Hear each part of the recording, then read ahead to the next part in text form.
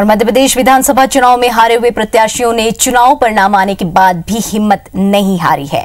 प्रदेश के 29 हारे हुए विधायकों ने हाईकोर्ट में चुनौती देकर मध्य प्रदेश की सियासत में खलबली मचा दी है। क्या है पूरा मामला, देखिए रिपोर्ट। मध्य प्रदेश का सियासी समर भले खत्म हो गया हो, लेकिन हारे हुए प्रत्याशियों और उनके सियासी दलों की जोर आजमाइश अब भी जारी है। चुनाव के मैदान के बाद अब लड़ाई अदालत की चौखट पर है। चुनाव में हारे हुए प्रत्याशियों की ओर से प्रदेश के 29 विधायकों के खिलाफ जबलपुर हाईकोर्ट में चुनाव याचिकाएं दायर की गई हैं। इनमें बीजेपी प्रत्याशियों की ओर से 7 तो कांग्रेस प्रत्याशियों की ओर से 13 चुनाव याचिकाएं दायर की गई हैं। चलिए एक नजर डालते हैं किन हारे प्रत्याशियों ने चुनाव शून्य घोषित की मांग की है।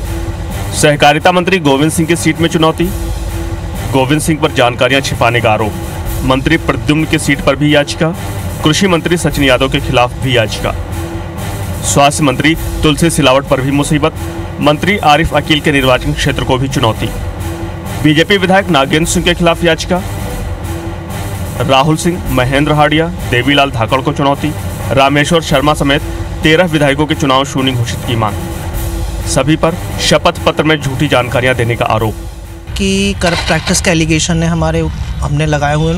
दूसरी वहाँ पर जब समय काउंटिंग चल रही थी, क्योंकि जो विनिंग मार्जिन है बहुत कम है वहाँ पर, तो अलग अलग राउंड काउंटिंग पे वहाँ पर जो लाइट की व्यवस्था थी वो प्रॉपर नहीं थी, तो ये हमने कुछ एलिगेशन उस पर लगाया गया। हमने इलेक्शन पिटीशन है, ये बीजेपी कैंडिडेट जो रनिंग अप कैंडिडेट थे रशाल सिंह, उनकी तरफ से ये फाइल किया गया है। तो डॉक्टर गोविंद सिंह हैं, उन्होंने अपने बारे में पूरी जानकारी जो है अपने एफिडेविट में, जो कि एक मैंडेटरी रिक्वायरमेंट है इलेक्शन कमीशन की तरफ से, उसको डिस्क्लोज नहीं किया है और उसी को लेकर डिमांड है कि अब फिर से इलेक्शन कराया जाए।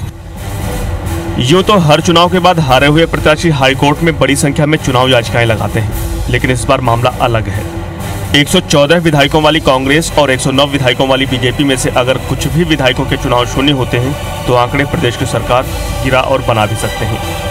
सियासत की मैदानी लड़ाई के बाद इस कानूनी लड़ाई को देखना वाकई दिलचस्प होगा। विजेंद्र पांडे, IBC 24, जबलपुर।